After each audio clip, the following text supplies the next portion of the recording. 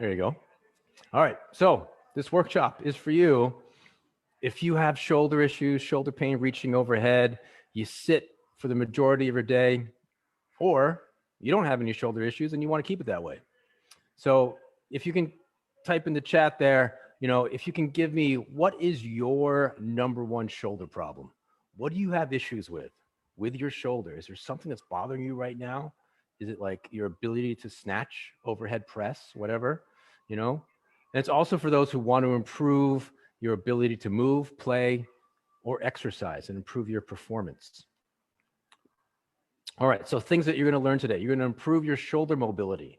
We're going to talk about two key muscles that are integral to the shoulder, right? But it's not the rotator cuff. Everybody thinks like, oh, I got a shoulder problem, might be the rotator cuff. It's not. I just had somebody in not even like 10 minutes ago in here that his shoulder was so strong, but these two muscles were super weak and he had pain with overhead movement. So we're going to go over those things. And the one thing that people miss when they try and stretch the shoulder. All right. So what's in it for you? Who wants to improve their shoulder stability, right? Who wants to have a healthy rotator cuff? Tell me, who wants to get rid of pain? Just let me know, right? Achy shoulders after intensive watts. I'll tell you why, right? Overhead, we're going to have some tests to see if you guys have full shoulder range of motion, full shoulder mobility. Push press, yeah, that's tough too. I have an elbow problem. I can't do the push press correctly anyway. All right, so anyway, little disclaimer. For privacy, actually, you know what? I forgot to hit the record button. There we go. So that people who are missing this, I definitely want them to be able to catch up, to see the replay. So I had to hit the record button. Sorry about that. But so for privacy, just remember that it is being recorded. And so we don't want to, spill our guts, our medical info in the chat or the Q&A. And this is not physical therapy. This is not medical advice. It is valuable information, but this webinar is targeted to a broad population. And also, if you go to my YouTube channel, I have a lot of videos about joint mobility, stretching, and stuff like that. And that is also general tips, right? But I'd never want people to think that that one tip, that one exercise, this one drill is going to address their specific problem.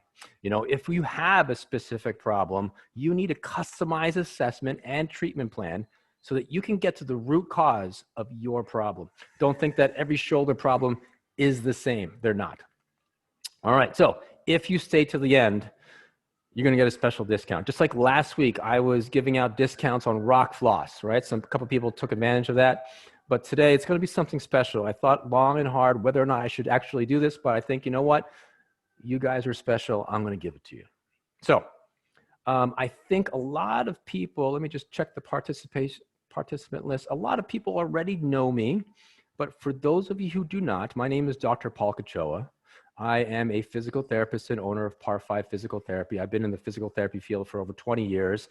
I specialize in orthopedics, sports, golf fitness, golf rehab, and my goal is to help active adults move better, feel better, and play better so that they can get back to doing the things that they love to do without pain meds, injections, surgery, even if you've tried physical therapy before. So if you're familiar with physical therapy, trust me, you haven't tried PAR5 Physical Therapy. Just a little plug. All right, moving on. So let's dive in. When we do stuff tonight, either it's going to be the stretches or mobility, nothing should hurt. There should be no pain. We want to remember that the stretches we want to hold for at least 30 seconds or longer.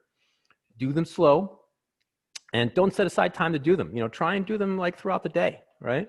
These are easy things to do. All right, so from last week, you probably have seen, remember this video. It's basically a breakdown of how the body works. The body works on this alternating pattern of stability and mobility. If that pattern is disrupted, pain or injury is the result.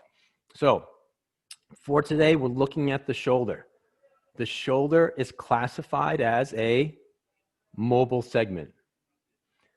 The joints closest to the shoulder are the thoracic spine and the scapula, the shoulder blade, right? So scapula has to be stable, thoracic spine, the T-spine, needs to be mobile. So those two things have to be present in order to have a good, healthy shoulder. And the elbow needs to be able to be stable too, bend and straighten. All right, so 3 tests. Just like last week, we're going to go over 3 tests to see if you have full range of motion of your shoulder, full motor control, stability through your shoulder blade, and if you have any impingement issues where your rotator cuff might get pinched between 2 bones in your ball and socket. So we'll check that out. All right, so this is the latissimus length test. This is our first test. So what I want you to do, if you're wherever you are, I want you to get up, find a wall, get your hips, shoulders, and head against the wall. So that should be easy. Your knees don't have to be bent like this, like we're doing a wall sit. They just have to be slightly bent, a little bit on slack, soft knees as we call them, right? So once your head and shoulders and hips are against the wall, you're going to take your hand, thumb side up, right? We don't want to do this. We want to do this, elbow straight, and we're going to see, can I get my thumb to touch the wall, right? Bicep to ear would be awesome, but thumb to wall would be our goal without your back hyperextending away from the wall. All right, so with the hips, shoulders, and head against the wall, your back should be flat. And if you cannot get your thumb to touch the wall without your back hyperextending, you've got a tight latissimus muscle. So we're going to talk about things on how to address that. The next one is the reach, roll, and lift test. This is how you test if you have good shoulder stability in that overhead position. So this picture should be familiar to people from last week when we looked at it to test if you had full knee flexion, the ability to bend your knee.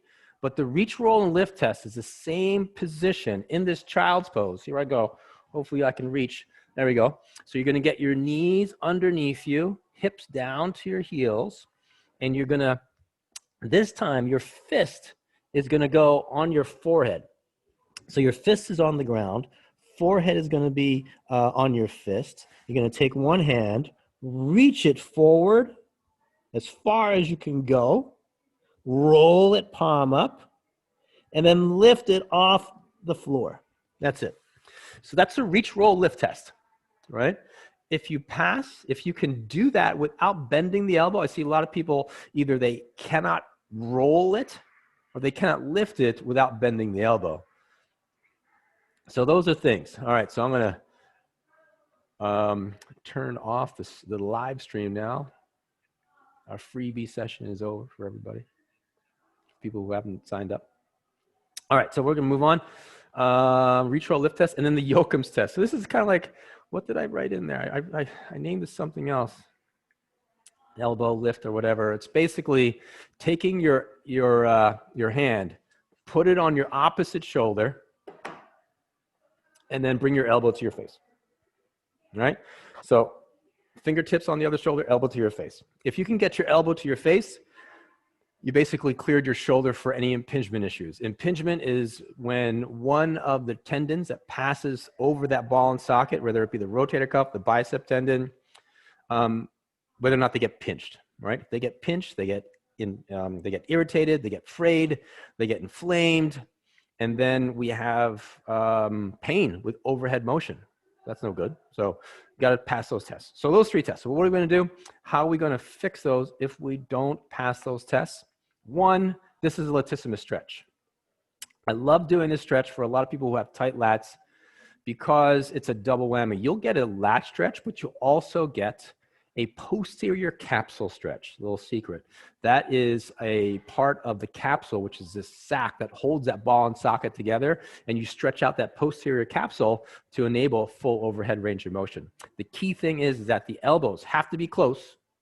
The hands have to be far. So you can see how I rotated the stick, separated the hands, and rotated it back. And the back cannot hyperextend, again, because we're stretching the lat. That starts on your lower back. It has to be flexed. So again, like last week, we talked about how to stretch out your hip flexors. You can only stretch out a muscle if both parts of that muscle are stable. You can only pull one. You cannot have the other end be loose and then have that just kind of go. And then people start searching for stretches. All right, this one.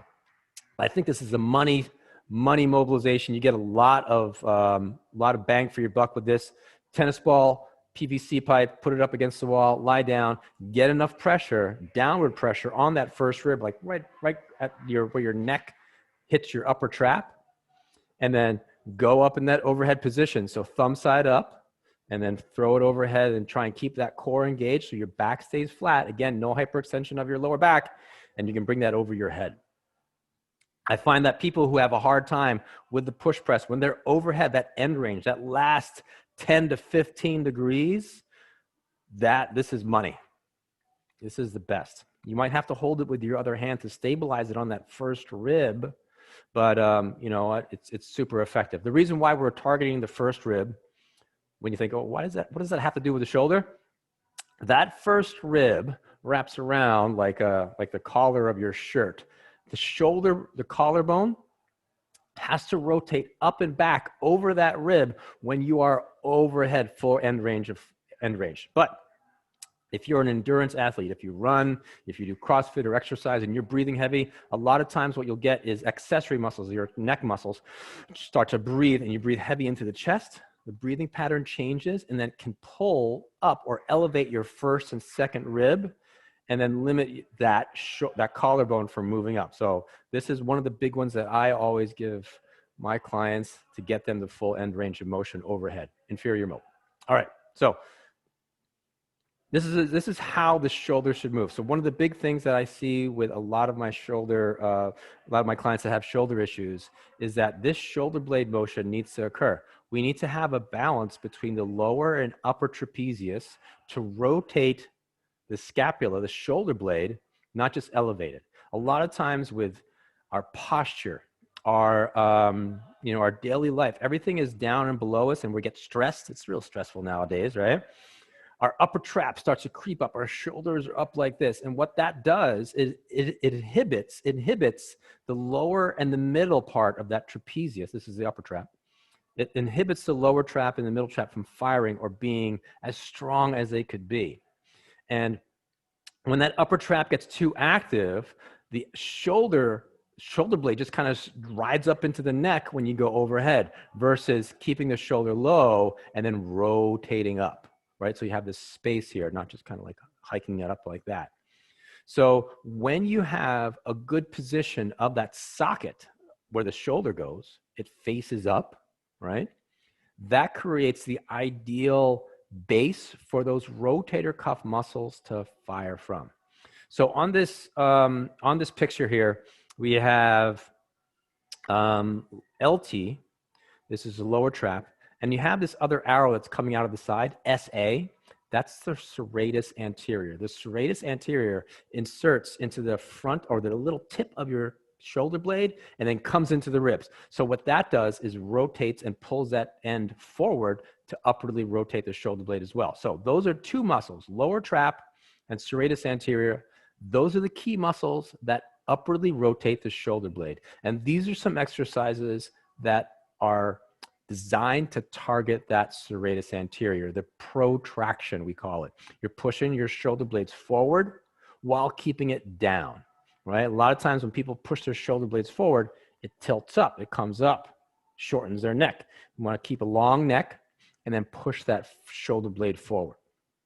All right, so we can do it on your back with the band, on your hands and knees in that quadruped position, we call it, or we can do it on the foam roll on the wall. So we're trying to push those elbows into the wall, rolling that up. So we're actively trying to target that serratus anterior with movement, which is very functional, right? When we're trying to get overhead. All right. And then another one is to target the lower trap. I like doing this because this is basically, I think that this should, oh, there we go. Let's play that. It's basically an overhead position, overhead press with a band that's pulled out in front. And it helps to kind of cue that shoulder blade, pulling that back and down. So I've done this a couple of times in my, I think last year and earlier this year in my other shoulder seminars, but I think that this is like the best if you're an overhead athlete and you want to try and improve your stability in that overhead position.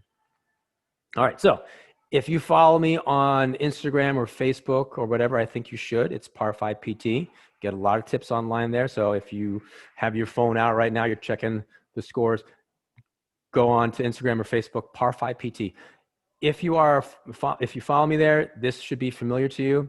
It's you know, the shingles of a roof. And I asked the question, what did the shingles of a roof have to do with shoulder resiliency? Well, the shingles of the roof represent the thoracic spine. That mid-back, where your ribs are, the joints of your mid-back are like the shingles of a roof. So if they're stacked up like this, if you flex forward, if you bend forward, they slide up.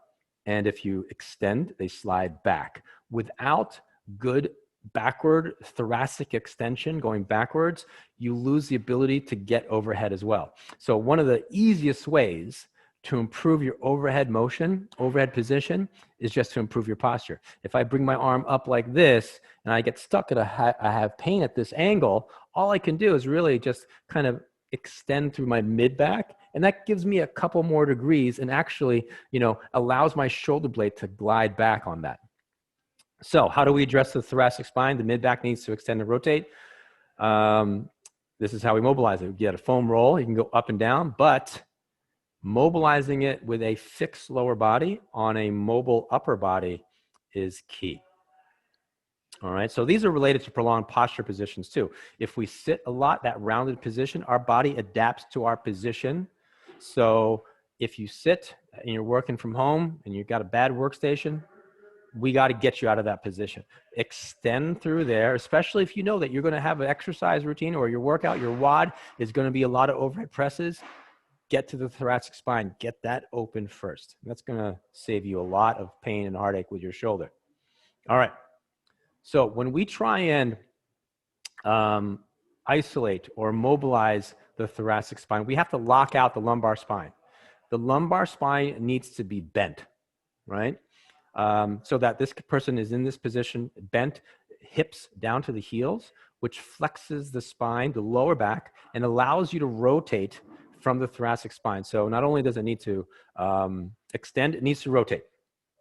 So we have two hand positions. You can see the guy put the hand up behind the head first, and then down behind the lower back to do the second part of the rotation. Those are designed to target, those positions are designed to target the upper thoracic rotation and lower thoracic rotation. So if you get into that position again, let's see if I could play it again. Awesome.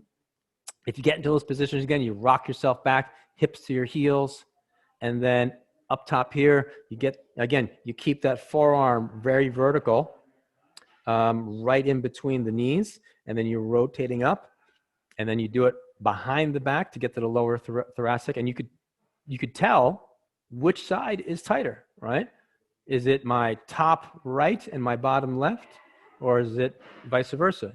So you want to target the one that is tightest, and actually the test turns into an exercise. So you can just go ahead and do it again repeatedly for about 2 minutes. Anytime that you're trying to mobilize mobilize a joint, try and mobilize it for 2 minutes at least.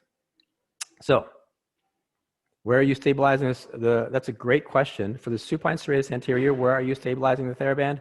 That band is underneath. I lay down on top of it.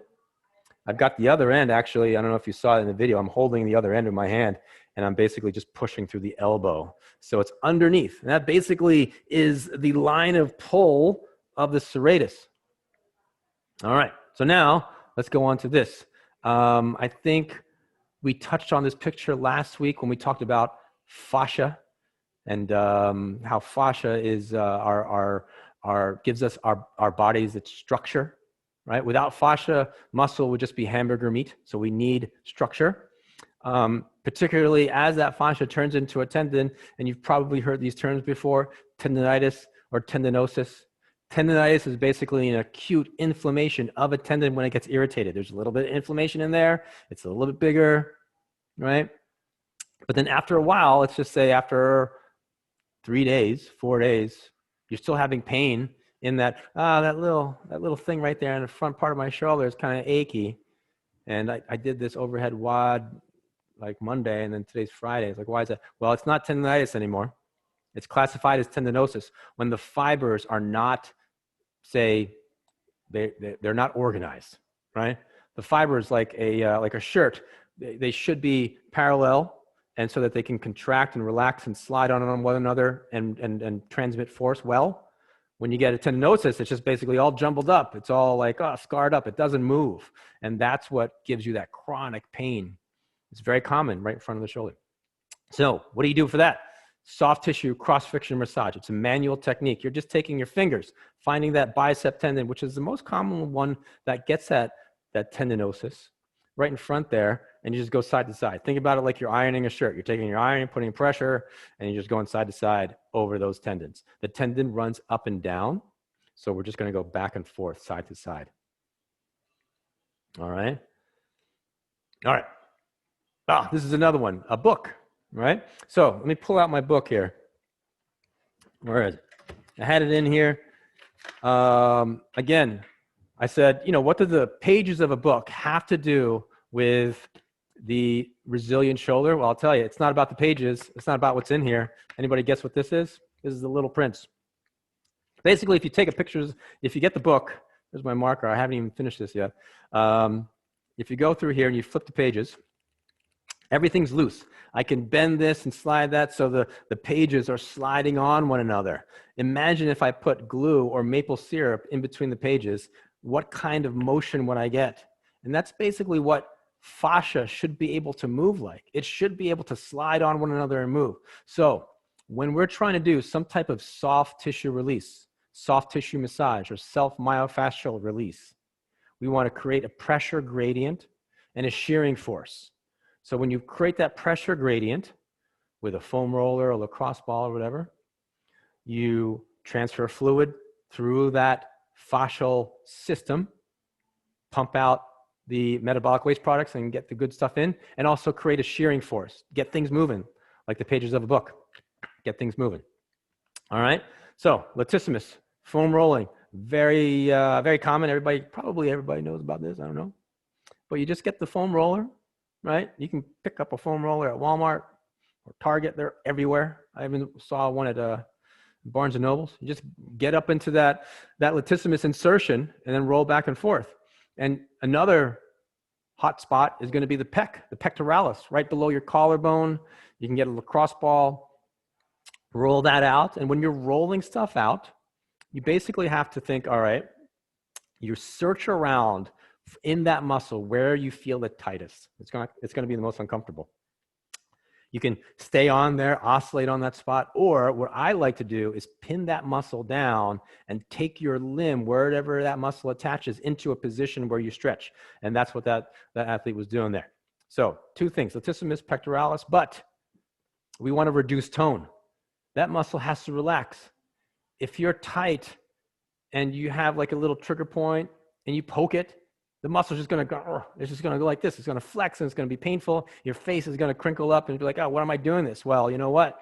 A muscle will only relax if you allow the brain to do it, right? So when we're doing some soft tissue release, we want to make sure that we concentrate on our breathing, work through the belly breathing, and try and make an exhale that's longer than the inhale. That way the muscle can relax, the fibers can open up and allow that whatever implement you're using to get into that muscle. All right? All right, so 3 tests. Latissimus length test, reach, roll, lift test, yokem test. So if you have been following along, trying these things, I know we try to really condense these things within 30 minutes, right? I got 5 more minutes left. If you do the things that we just went over, and you retested, you did these things, you should feel an immediate difference. It should feel different. If it does not, then you need to do more, something else, or do more soft tissue work or stretching. All right, it has to be an immediate change. All right, so here's a recap of what we learned. We learned about the lat stretch. We learned about the first rib mobilization. Serratus anterior strengthening, right? It comes up in here. We need to get that shoulder blade rotating forward. Lower trap strengthening, right? We got to pull that shoulder blade back and down, allow that lower trap to be more, have more muscular endurance than the upper trap.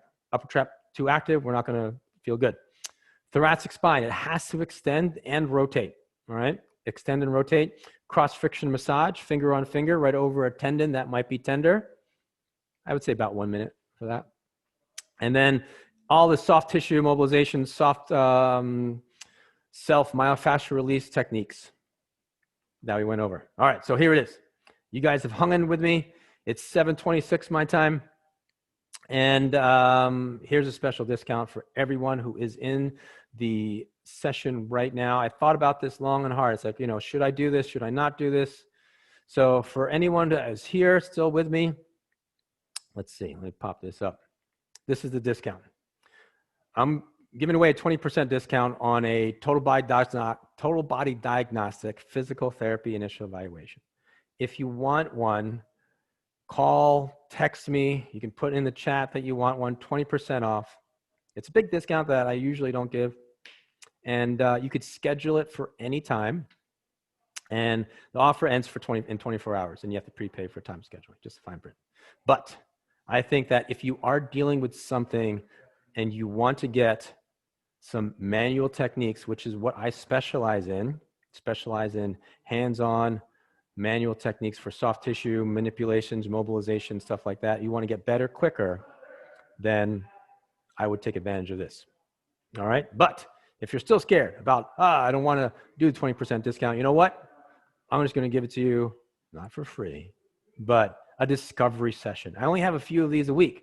There's only 3 of them. I want to respect the other clients that I see, so I only have 3 spots available for this week. It's a free consultation. It's not an evaluation. You're not going to get a treatment plan.